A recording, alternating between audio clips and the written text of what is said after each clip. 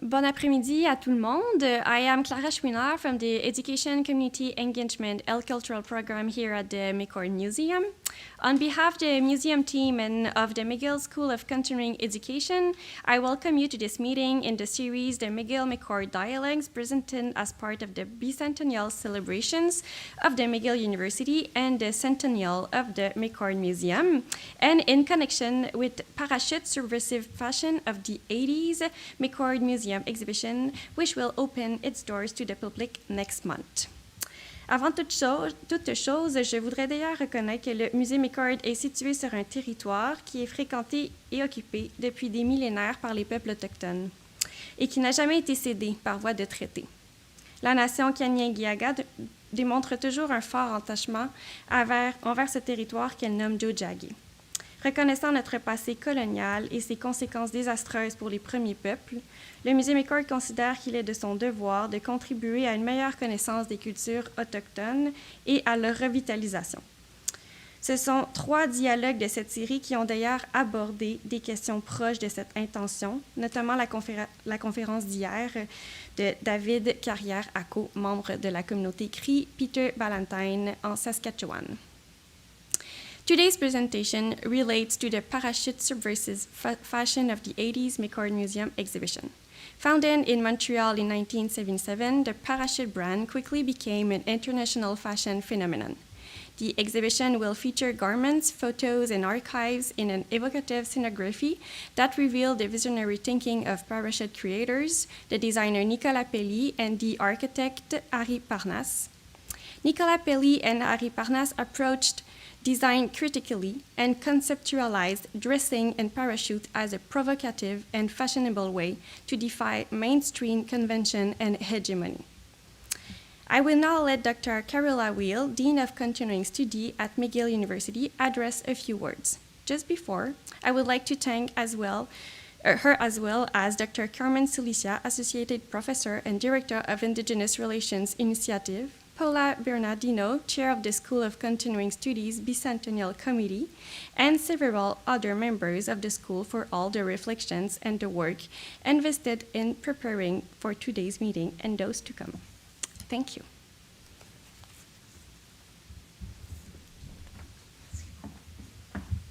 Merci Clara. Welcome, bienvenue, Sego, Tansi, Tunga Sugit. My name is Carola Weil, Dean of Continuing Studies at McGill University. Today, we are gathered in Tiohtià:ke, also known as Montreal, the traditional territory of the indigenous peoples of the Haudenosaunee and Anishinaabe nations.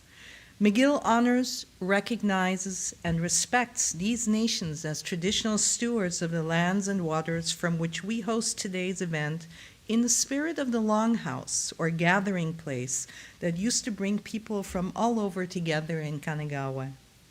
We recognize that when we stand together, we can have more positive impact. As we celebrate the beginning of McGill University's 3rd and the McCord Museum's 2nd centuries, we have an opportunity to reimagine the role that institutions of learning and culture like McGill University and the McCord Museum can and should play in the life of our diverse society. This is also an opportunity for McGillians to reinforce ties with our neighbors and local communities across the city, the country, and the world. So the timing was perfect for us to partner with our neighbors and create the McGill-McCord Dialogue series to mark these special anniversaries and to make continuing education and lifelong learning a journey beyond the ivory tower. We launched the series on September 30th, the National Day for Truth and Reconciliation, with a conversation led by McGill's professor Wanda Gabriel. We have and will continue to devote several of our dialogues to key aspects of Indigenous life. But we've also had an amazing set of sessions presented by our course lecturers and instructors, including Gopinath Jebalaratnam, who in collaboration with La Presse reporter Henri Ouellet-Vézina focused on Quebec and Montreal politics and the link to local media, as well as the exhibition here at the museum on the cartoonist Chapelot.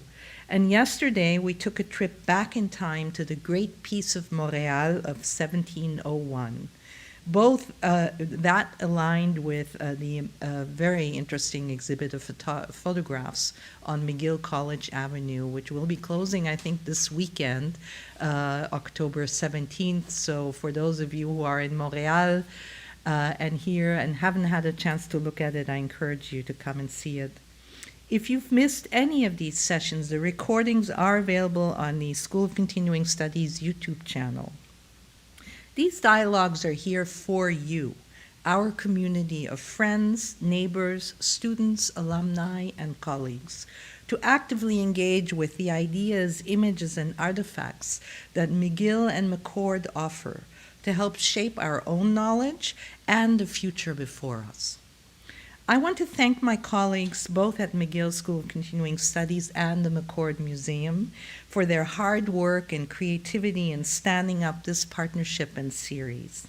A special word of appreciation goes to Paula Bernardino, chair of the School of Continuing Studies Bicentennial Committee, as well as Maria Luisa Romano of the McCord Museum and her colleague Clara and others who have just been so supportive of us here.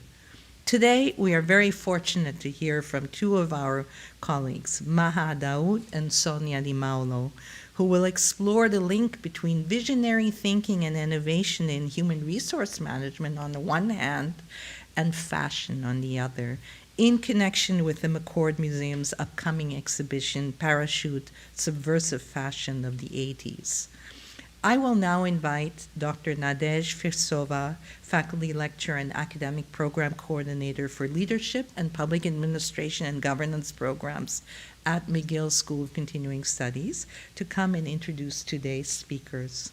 Without further ado, Nadej, and thank you very much.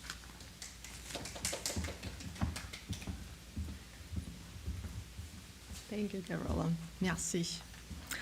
I have the pleasure of introducing my colleague, Ms. Maha Daoud.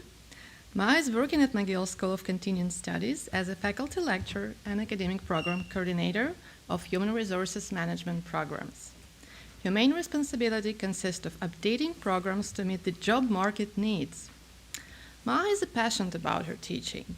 She taught many courses in different levels, such as employment, human resource management and supervision, job search strategies, organizational behavior, and management. Maha is also involved in the community. She's been coaching individuals in a career transition center sponsored by Emploi Québec, servicing mature workers. Maha has a master's degree in science specialized in human resource management from HEC Montreal and a master's degree in education. Our second guest is Ms. Sonia di Maulo. Sonia is an award-winning performance improvement professional, author, and founder of Harvest Performance. She's passionate about helping leaders find the right approaches and processes to grow their teams through trust and collaboration. Her master's degree in educational technology and a bachelor's degree received with distinction in communication studies are the foundation for her passion. She worked with local, national, and global companies in diverse sectors with important focus on delivering needs-based solutions that are meaningful, sustainable, and improve the way we work and connect. Using proven performance improvement practices and principles, Ms. Di Maulo helps organizations improve their work environment and team engagement. After all, it's all about relationships.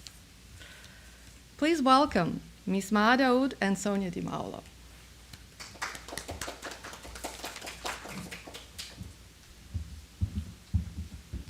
Thank you very much, Dr. Nadej, and thank you very much, everyone. So today, I'm delighted to be here as the area coordinator of the Human Resources Management Program, and I will start by introducing the great program that I'm liaising.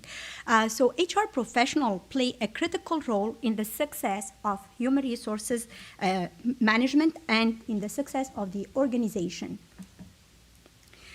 By acquiring a versatile set of human resources management competencies, you're prepared to continue and collaborate and contribute to the business strategic decision as a valued team member. For that reason, I invite you to take a look at the website of the School of Continuing Studies and to visit our Grade 3 programs, the Human Resources Management Certificate. We have the Diploma in the Human Resources Management that is at the undergrad, and we do have also the Graduate Certificate in the Human Resources Management. The 3 program will be enabling you to write the association exam and to further your knowledge in the HR field. So today, the agenda, we will start by trying to explain the parallel between human resources management and parachute. We will also talk about innovation and reinvention in fashion and human resources management. And we will discuss the 3 most important competencies that we can see in both fashion and in HR. The 3 important competencies are the visionary thinking, agility, and innovation and creativity. And then we will move with the question period. So as you can see in the description of the visionary thinking and innovation in human resources management, we are making the parallel and link, and we are focusing on the similarities between in the process of visionary thinking and innovation. And the main question for you is, what are the transferable skills? So if you work in design, if you work in fashion, and you want to just transfer and transition to the human resources management field, the question for you is, what are the transferable skills that you can take from the design and fashion and work through a human resources management career? So today, as the parachute exhibit has been already defined and described, so it is a provocative clothing, and the most important is that the parachute exhibit is an avant-garde clothing that aspire to change people's perspective and shake up the statu quo. So that's really the most important that we need to learn about in the human resources management field, because we are no longer going with processes and perspective that we just inherited from the past. We are post-pandemic. We are trying to find out the trends in the human resources management field. And if you are a fashion designer, chances are that you will succeed in the human resources management field. So the parachute exhibit happens right after a cultural anxiety. This is when the parachute exhibit started. And today we are having the post-pandemic anxieties that is defined in the human resources management field. So the parachute exhibit is an avant-garde clothing. And what we want to have in the human resources management field is to have an avant-garde practices. So in terms of job design, we are no longer designing the job the way how it used to be. We are designing competency profile, a job description instead of having job description. We are having human resources information system that is helping our practices in the human resources management field. We in HR, we have more and more remote or flex work, and we are no longer expecting HR to be the same way. So HR started as a personal department in 1970, and so started, and the parachute exhibit was founded in the early beginning of the digital age in 1977. So we can very much have those similarities and see how this exhibit, fashion exhibit, has a lot of similarities with the human resources management field that started as a personal department, and nowadays as HR people we are more strategic. We can have a lot of decision to be made, and we also have a lot of data-driven decision making that is trendy.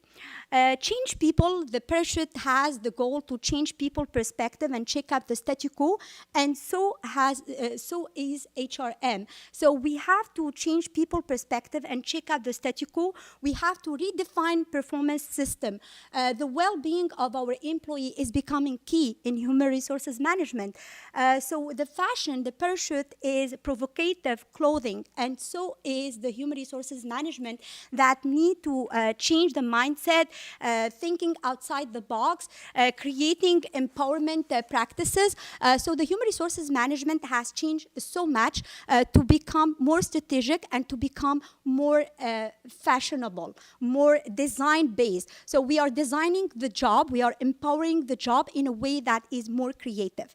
And without further ado, I will pass it over to my great colleague, and just to see the way how we are wearing something that is extremely redefined and redesigned so that we see that the changes is coming. Thank you. Thanks. All right. So as we see here, as part of our dress code today, we have also transitioned from pre-pandemic clothing, which had a certain look, and it was characterized as uncomfortable and impractical, but stylish. And you know, when pandemic hit, what happened? We were all at home. So we wanted to be more comfortable. So who drove the trend? It's a question. Who drove the trend? We did. Employees drove the trend. People drove that trend. And so where we are right now is in comfortable chic. So no more heels, baggy clothes, easy to wear, easy to wash. So form over function. Given the people drove the trend, this is the key factor here, we want to look at fashion, but also human resources management as being people-focused. As Maha was talking about strategy in HRM, we want to be more strategic.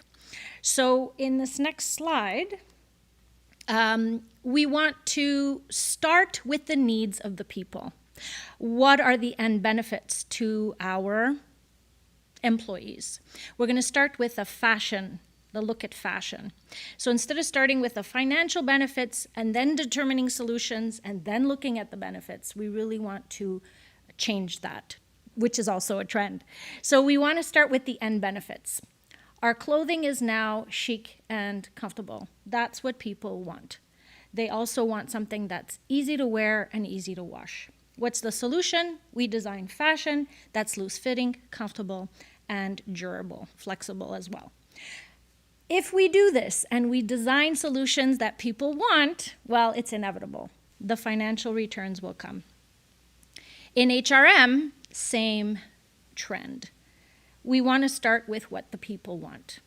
The well-being that Maha talked about is very, very real and very necessary in people's everyday lives. So psychological safety, environment for employees is something that's top of mind, as well as increase in trust and vision of the people who lead them. What's not there is work from home. That seems to be also a very important trend that's coming through that people need and want. So when we start with the needs, we develop solutions. Design a work environment that fosters creativity, embraces failure. Without failure, we have no innovation. So we have to encourage people to try things and have a healthy level of risk.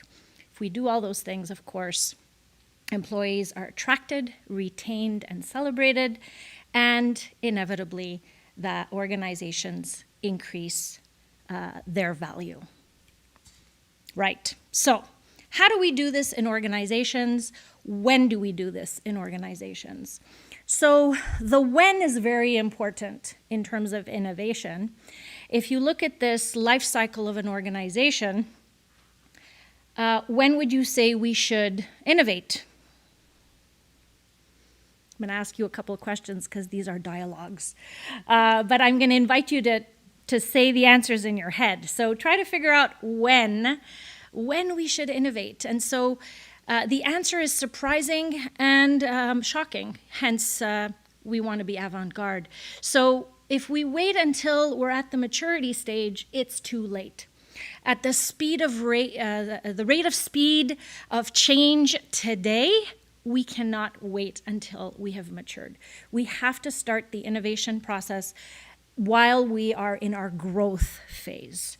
When we do that, and we do that well, we are creating a new cycle of product, of innovation, of technology, all the things that are very important in today's world, both for employees and organizations. So what happens? The innovation is fun, it's trendy, it's aligned to people's needs, great. But what if people don't catch on? So as Parachute did, which is very interesting, they went against the social norm.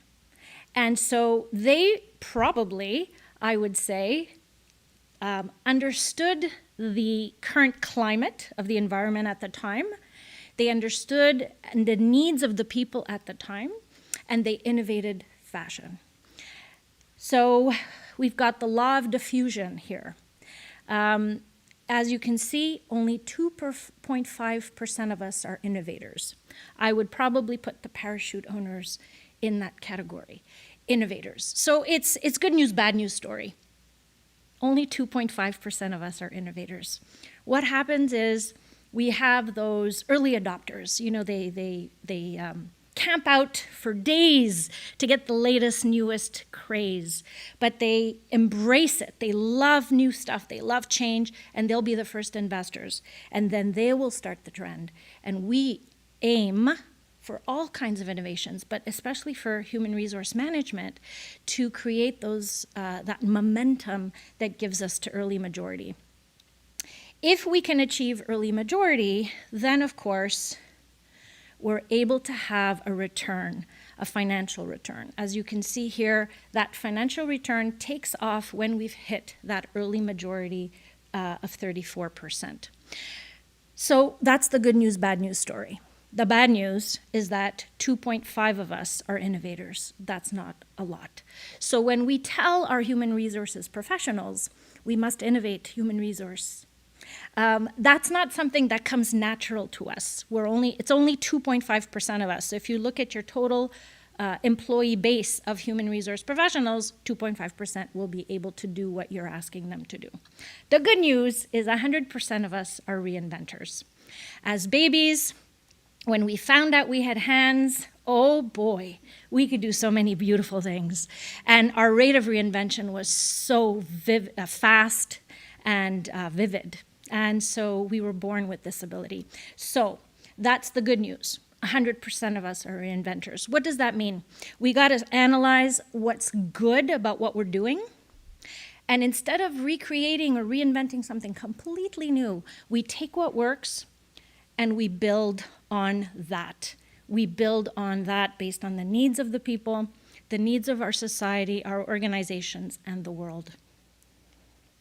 With that, we will dig into the skills needed for HR professionals, and Maha's going to take us to the next level.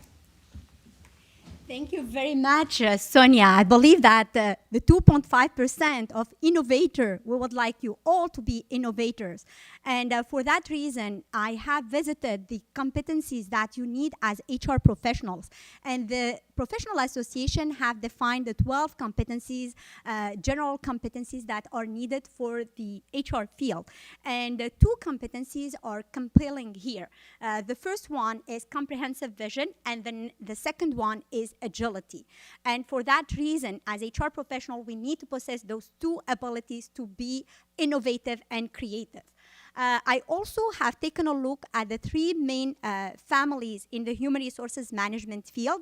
We have the health and organizational relationship, we have strategic development of organization, and we have the integrated talent management field. Those are the three main domains that as HR professional you need to maybe specialize in one of those domains. And good news is the two competencies that are brought by the Parachute exhibit, such as innovation and technology means innovation, are also brought by the Parachute exhibit. So in terms of parachute, it's a fashion. And when I have visited an article from the Harvard Business Review in terms of fashion to understand a little bit more and what fashion is, the main two questions brought by this article are the following: how to manage brands over time as consumer taste change and as new competitors shift the landscape. And I can very much relate to a question that is brought by the human resources management professional: how to change and manage people differently and manage human resources management differently in a way to take into consideration the employee perspective that change toward work. The second question brought by this article in the fashion industry is how to build marketing programs that deliver short-term sales and build long-term brand equity. And this is aligned with what Sonia just explained to us. It is very much linked to the question that we question ourselves as a human resources practitioner, is how to enhance short-term employees' experience to get a long-term employee engagement and empowerment. So we can see the similarities and parallels in terms of competencies, in terms of the questions that we ask ourselves as HR or as a fashion designer. As another article that take a look at the design, I was very much interested by the second competencies. When we see the visionary thinking, there are three ways how we can design a new industry. And IKEA, the example of IKEA, is using the visionary approach. So we define the comprehensive vision or the visionary approach as the ability to have an overview of the organizational context, both internal and external, at the local, regional, and international levels. We need to identify issues and opportunities in order to be proactive. So we need to be more and more proactive in a way how we handle the human resources management, and Parachute exhibit is inspiring us, is giving us the change management process that also we can apply in the human resources management field. So the two main important competencies that are developed through the way how we teach HR, how we deliver our program, are creativity and agility. So agility is the capability to progress in an ambiguous, complex, and constantly changing environment. And nowadays, we are evolving in such an environment, and as HR professional, we need to follow the change.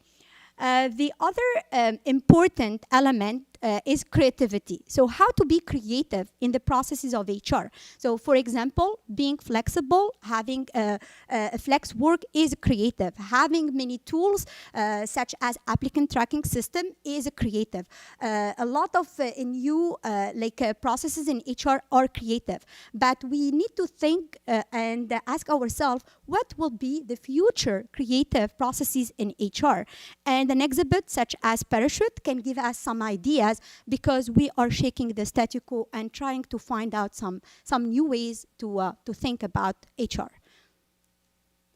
Okay, thank you very much. And I will hand it over to Sonia. Yeah, no, Or questions? Q&A?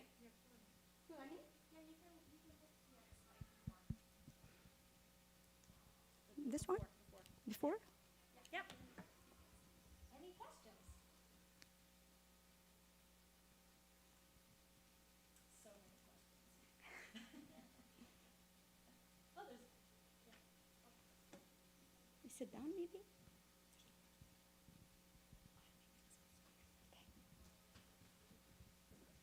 Hi, Maha and Sonia, great presentation. I really like that link with fashion, and reminding us that we're in this. You kept talking about we're shaking up the current situation. So, are you seeing human resource professionals as the parachute owners?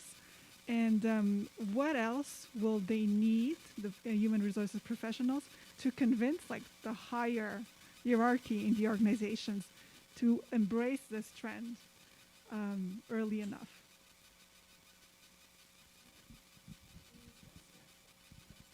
Thank you.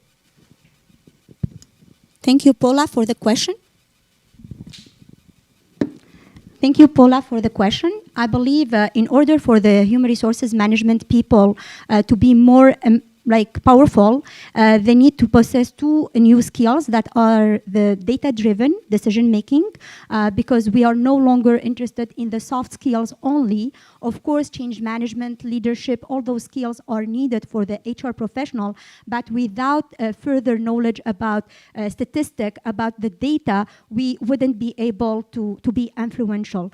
So that's why, the reason why HRIS is becoming important from LinkedIn, having, for example, a system in place that gives us the data about the job market.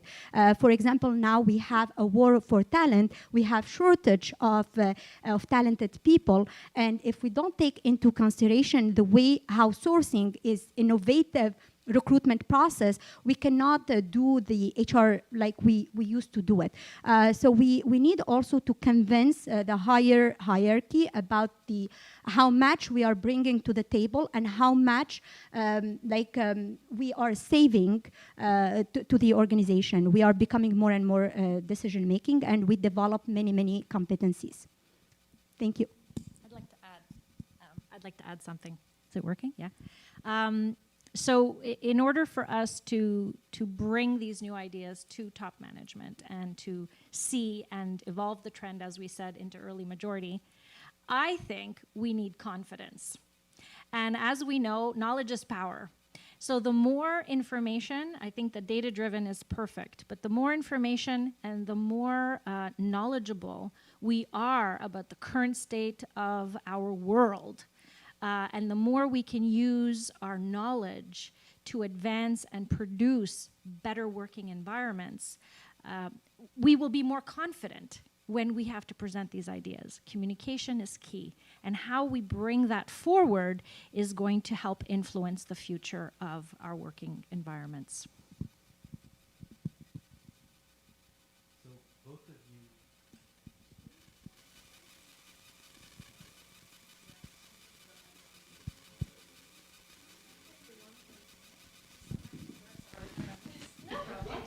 We're flexible. Thank you. So both of you teach human resources management at McGill. I'm curious to understand how you bring the idea of innovation in human resources into the courses you teach.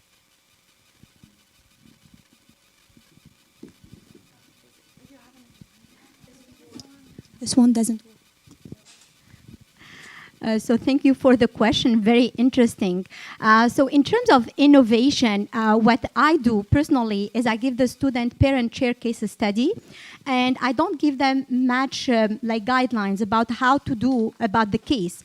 So what I want to develop is the critical thinking. So sometimes they are very much panicking about the idea, and it has to be a presentation of 5 minutes maximum. So the timing, the case study is sometimes 12 pages, and they have to think outside the box, and they have to develop what is the most important element that they take from the case and what the recommendation are within the company that they have taken a look at.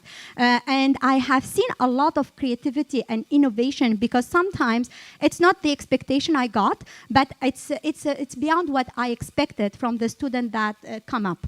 Also, a lot of projects. I give them a project to do an organizational review, and like going in group and doing this project is developing critical thinking and innovation and creativity, so that they have to come up with new ideas, not the ideas that they have seen in the articles that they have read. So those are some elements, but of course we the collaboration and thinking and the debriefing of the ideas.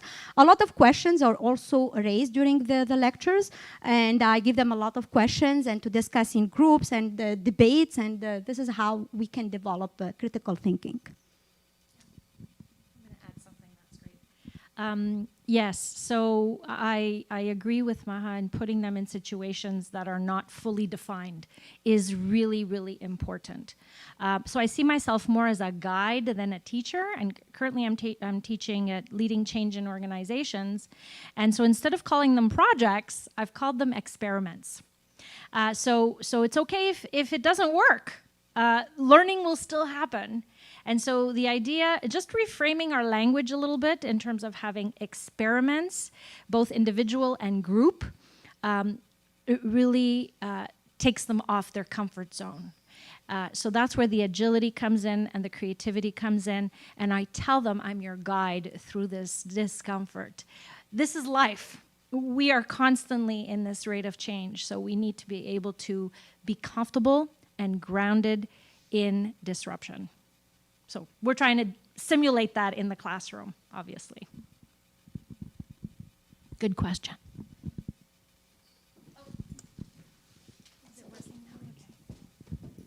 Thank you. Can you hear me? Yeah. Yes. I was wondering if you could talk a little bit about the new trends in human resources management. You know, we talked about fashion, the new trend in fashion, and Parachute were at the forefront of this. They created something completely new, very avant-garde. What's happening now? What kind of trends are you observing now?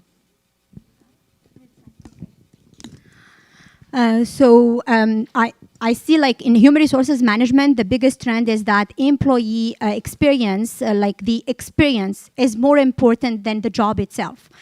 So in terms of interviewing, the trend is that instead of the employer having the power, now it's the candidate who has the power, because we are in shortage of talent, and we call it the war of talent. So the way we have to reinvent the interviewing system. So it's no longer the employer who has the job and the candidate who is chasing to get this job. Is the opposite. So the employer, the candidate are having a lot of skill set, and the employer wants the key talent to join the organization. So in terms of attracting those key talents, millennials also are changing the perspective, because flexibility and balance between their work and life is changing as well. HR practices as well, we used to expect employee to be dressed out in a certain way. Now it's more informal. Even the interview process is becoming informal. The remote and flexibility, work schedule is becoming the norm. Remote work is also becoming the norm. A job design in terms of competency-based profile rather than task job description. So we no longer have a task listed and the employee is there to perform certain tasks. The employee is there for a lifelong learning, and he will learn all his life, and trial and errors, as Sonia has explained, in terms of training and development. The employee is there to learn some experience, to have a great experience, and then he will change to another employer. And the other trend is the gig work. The gig work is like we see with Uber, with DoorDash. Those are employees who do not have a contract of work. They work for project, or they are also, the performance review is done with an application instead of the performance review is performed by a supervisor. Also, like, we are reviewed by an application instead of being reviewed by another person. So for that reason, the human resources management processes are also changing. It's not how many hours I'm working, is what is the results of my work that is the most important. So I believe if you can add any trend that you can. There's one that I can think of from research based in 2020, right at the start of the pandemic, is the speed of change, which I've already talked about, but mostly in terms of people changing careers. So we know traditionally, you get a job, you stay in the job, you retire from that job. Well, the trend and the research shows that people are changing careers every 3 years or less. And we're not talking about a shift in careers, not a lateral change, but a completely change in careers. So you could have started as an accountant, now you're a nurse, 3 years from now, space travel, I don't know. But those are the trends that we're seeing. And so I think the skills that we talked about in this presentation are skills that are transferable from any career that we see. And I think employees and just people in general, we should take stock of the skills that keep us healthy meaning in our career, healthy in our career, as well as innovative and agile as we transition in this speed of change. Sonia just gave me an idea. This is about the trend in HR. Instead of having one job, some people will decide to have 2-3 jobs, but that are extremely flexible. So the flexibility is key for those individuals. So when you work with any gig worker, you have your autonomy. You work whenever you want, and you work at your own schedule. So the latest trend is that people want the flexibility. People want to work when they want to work, not be obligated to work for a certain schedule that the employer will fix to them.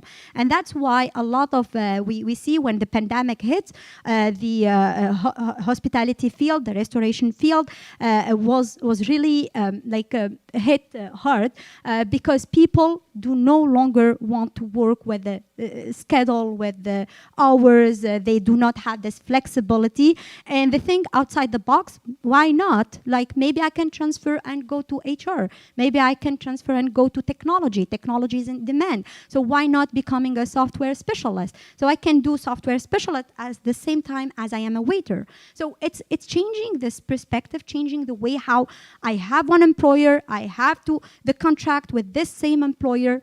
People are becoming much more flexible and thinking also outside the box, and that's how HR also have to evolve.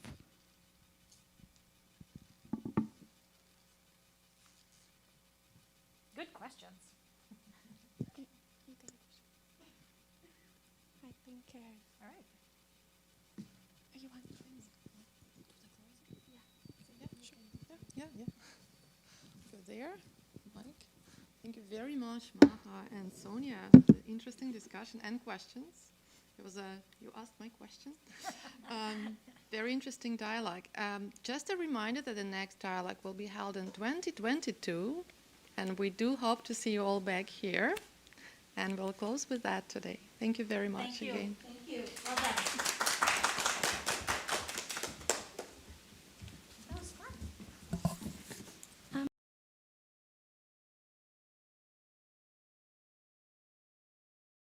I just want to, well, of course, thank you, Mrs. Daoud and Mrs. Maulo, for this great presentation. Thank you to the public for being here today. I would just like to invite you all to the parachute exhibitions, so Parachute Subversive Fashions of the 80s. It will open at the McCord Museum next November, so the 19th, 2021, and it goes through April the 24th in 2022. This exhibition is the fruit of a precious collaboration between the museum curator, Alexis Walker, and the creator herself of Parachute, Nicolas Pelly. So it's great to see these exhibitions. We hope you will enjoy discovering about the brand and its Montreal and worldwide 80s social cultural context. Thank you.